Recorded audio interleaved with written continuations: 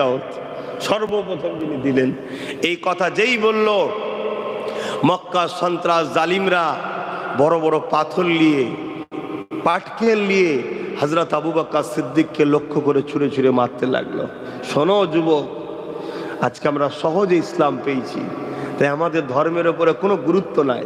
আর আমাদের গুরুত্ব না থাকার দরুন জোর জবরদস্তি ওয়াকফকে পাস করার প্ল্যান করতে চাইছে, জোর জবরদস্তি, কোন রকম আইনকে তাওয়াক্কা না করে, সংবিধানকে বুড়াগুল দেখিয়ে, গায়ে জোর দেখিয়ে পাস করাতে চাইছে। কেন? আমার কওমের যুব সমাজ গাফিল, আমার কওমের যুব সমাজ ধর্ম থেকে অনেক দূরে, আমার কওমের যুব সমাজ তারা ঘুমোচ্ছে। এটা খুব ভালোভাবে ইসলামের দুশমনরা বুঝে নিয়েছে, তাই এই সাহসটা দেখাচ্ছে। যদি জানতো এদের মধ্যে আজও সালাউদ্দিন আইবি আছে, আজও খালিদ বিন ওলীদ আছে, তাহলে এই ভুলটা কখনো তারা করার সাহস নিত না। তবে আলহামদুলিল্লাহ এটা আমি বলতে পারি, ইসলাম ছিল, আছে, থাকবে, কথা বুঝে আসছে। কিন্তু আমাদের দ্বারা নয়, আমরা ইসলামের কোনো উপকার করতে পারলাম না, আমরা ইসলামের খেদমত করতে পারলাম না। আল্লাহর পক্ষ থেকে যখন মার আসবে, ওই মারে কিন্তু আমরাও ধ্বংস হব। কেন? আমরা তো ইসলামের নয়।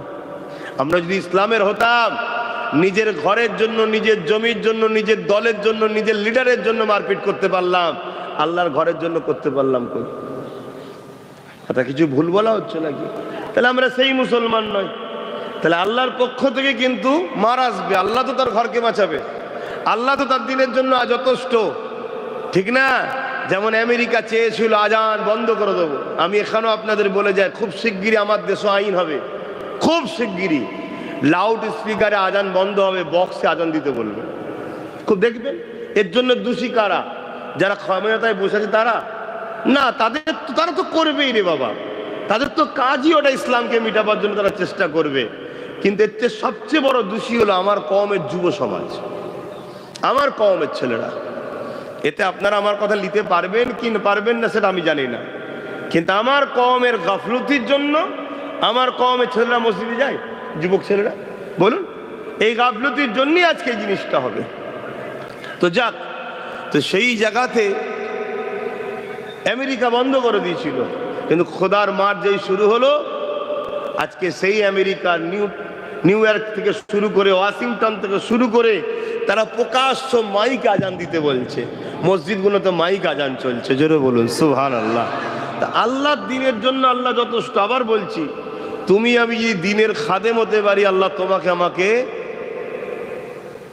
গজব থেকে বাঁচিয়ে দেবে। আর যখন তুমি আমি দিনের খাদেম নয়, আল্লাহর মারে তুমি আমিও শিকার হব, এটা মনে রেখে দেবে। বাপেরা, নজওয়ান তরুণেরা হযরত আবু বকর সিদ্দিককে পাথর নিক্ষেপ করে করে মারতে লেগেছে। ওই পাথর যেখানে লাগে, শরীর থেকে রক্ত ঝরতে লেগেছে, পুরো শরীরটা থেতো করে দিয়ে রক্ত ঝরতে লেগেছে। কখনো কপালে মারে, কখনো মাথায় মারে, কখনো সিনায় মারে। যেখানে পাথর লাগে কেটে গিয়ে রক্ত ঝরতে লেগেছে। এইভাবে রক্ত পড়তে পড়তে পড়তে কাবার জমিনে হযরত আবু বকর সিদ্দিক আল্লাহ নবীর জন্য, দিনের জন্য সর্বপ্রথম রক্ত কাবা জমিনে দিয়ে অজ্ঞান হয়ে পড়ে যায়। ওই দিন নিষ্ঠুর পাষাণ বেঈমান জালিমেরা তারা আমার নবী পাককেও ছাড়ে নেই, আমার নবী পাকের ওপর অনেক জুলুম করেছে, আমার নবী পাকের ওপরে অনেক অত্যাচার করেছে। আল্লাহ নবীর উপরে জুলুম যখন করতে লাগলো, একদিকে আবু বকর সিদ্দিক অজ্ঞানে পড়ে রইল, আর একদিকে দুজাহানের সুলতান নবীদের নবী নূর নবী, দয়া নবী, তিনি অজ্ঞান হয়ে পড়ে রয়ে গেলেন। এই যুবকেরা, বাপেরা, তরুণেরা, এমন সময়ে দেখা যায় তামিল বলে একটা গোত্র আছে, ওই তামিম গোত্রের মানুষেরা হযরত আবু বকর সিদ্দিককে উঠিয়ে নিয়ে ঘরে নিয়ে গেল, কিন্তু আমার রাসূলুল্লাহকে তারা তুললো না, তারা আমার নবীকে ওখানে ফেলে রেখে দিয়ে চলে গেল।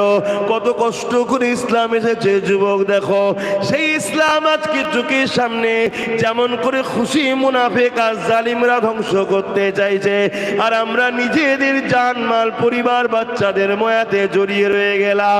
মনে রাখবেন, এর বিচার কিন্তু আল্লাহ পাক অবশ্যই নেবে। আল্লাহ নবী সাহাবী আবু বকর সিদ্দিককে উঠিয়ে নিয়ে যাওয়া হলো। ঘরে গিয়ে মায়ের কোলে মাথা দিয়ে অজ্ঞান ও চৈতন্য হয়ে পড়ে রয়েছে।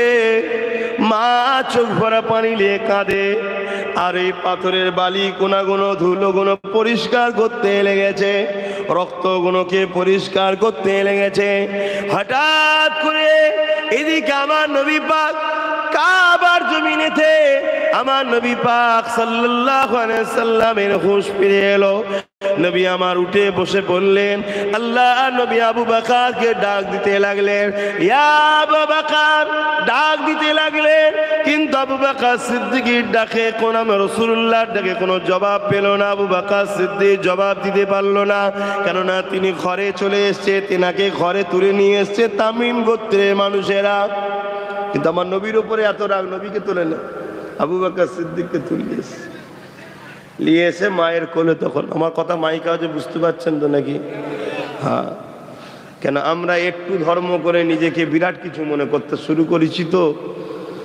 আর ইসলামটা এলো কাদের দ্বারা, কিভাবে, এটা আমরা ভুলে যাচ্ছি। তা মা সিদ্দিক আকবরের শরীরের রক্ত বালিকোনাগুলো পরিষ্কার করতে লেগেছে। আল্লাহ নবী হুঁশ এলেন, নবী উঠে বসলেন। বসে নবী বলছেন, ডাকছেন আবু বকর, সাড়া পেচ্ছে না। হাত তুলেছে নবী আমার, আল্লাহ আল্লাহ, আপনি আমাকে বড়ই ভালোবাসেন। একজনই কলেমা পড়েছে আবু বকর, তাকে তুলে নেবেন না, আমার সাথী বানান। জোরে বলুন সুবহানাল্লাহ। মুসলমান ঘরে ছেলে মেয়েরা, তরুণেরা, আল্লাহ নবীর দোয়াটা কবুল হয়ে গেল। আবু বকর সিদ্দিক মায়ের কোলে চোখটা খুলে তাকালো। তাকাবার পরেই জবান দিয়ে কি বলে শুনো, শুনে রেখে দাঁড়, ইয়া উম্মি কাইফা হালুন নবী, আমার আম্মা জান, আমার নবী কেমন আছে?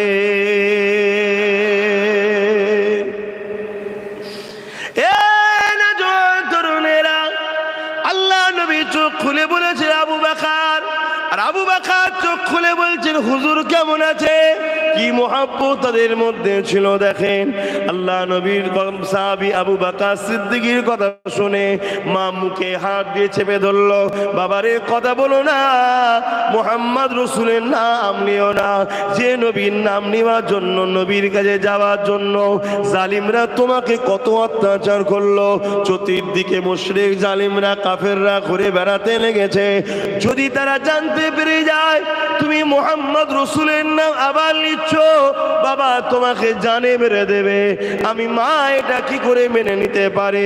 হযরত আবু বকর সিদ্দিক মায়ের হাতটা আদবের সঙ্গে সরালেন, কারণ নবী আমার শিখিয়েছেন মাকে আদব করতে হবে। এই শিক্ষা কে দিয়েছে? নবী। এ বিষয়ে একটা কথা মনে পড়েছে, একটু বলে দিই। আল্লাহ নবী একদিন সাহাবাদের নিয়ে বসে ওয়াজ করছেন, সাহাবারা শুনছেন, আর একটা বুড়ি মহিলা লাঠির উপরে ভর দিয়ে হেঁটে হেঁটে যাচ্ছে, খুব দুর্বল, হেঁটে হেঁটে যাচ্ছে। আল্লাহ নবী ওই মহিলাটাকে দেখে আফসোস করে বলছে, আরে কার কোন মায়ের কোন সন্তানের মা এটা? সন্তান কি মাকে দেখে না? এনার কি সন্তান নাই? নবীর দরবারে একজন বসেছিলেন সাহাবী, তিনি উঠে দাঁড়ালেন, হুজুর বিয়াদব নেবেন না, ওটা আমার আম্মা।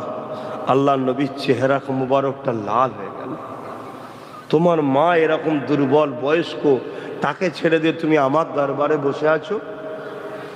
তখন এই সাহাবী বলেন, হুজুর আমার মা এক আল্লাহকে মানে না, ও লাত উজ্জা হবলের উপাসনা করে। ওর গলায় দেখুন লাত উজ্জা হবলের মূর্তি ফটো আছে। আমি ইসলাম কবুল করেছি হুজুর। আল্লাহ নবী বললেন, তোমার মা মানে কি মানে না, তোমার মা জবাব দেবে আল্লাহর কাছে। তুমি যদি মোহাম্মদ রসুলকে মানো, তাহলে মাকে সেবা করো। যে মায়ের সেবা করবেন সে আমি নবী, আমার কেউ নয়। জোরে বলুন সুবহানাল্লাহ।